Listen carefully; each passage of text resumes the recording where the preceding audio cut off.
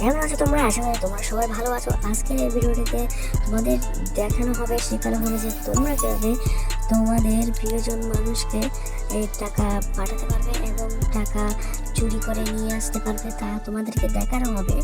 তো চলো আমরা বেশি দেরি না করে আজকের এই ভিডিওটিতে চলে এলাম মোবাইল স্ক্রিনে আমরা এসে যা করব তা হলো আমরা কল সেন্টারে গিয়ে ডায়াল করব *140#।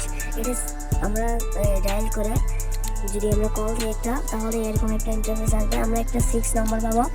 6 নম্বর আছে ব্যালেন্স ট্রান্সফার যখন লেখা আছে, তো আমরা এখানে 6 লিখে সেন্ড করে দেব। আবার আসবে সেখানে 1 থাকবে ট্রান্সফার ব্যালেন্স, তো আমরা এখন 1 দিয়ে সেন্ড করে দেব। সেন্ড করে এখন এখানে দেখা যাচ্ছে ট্রান্সফার ব্যালেন্স, এর মানে আমরা দিব 1 দিয়ে আমরা সেন্ড করে দেব।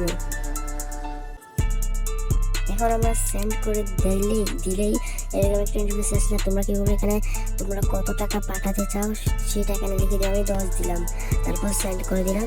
তারপর এখানে তুমি যাকে টাকা পাঠাতে চাও তাদের নাম্বারটা দিবে। আমি এখানে কাউকে নাম্বার আমি টাকা পাঠাতে চাই না, তাই আমি নাম্বার দিব না।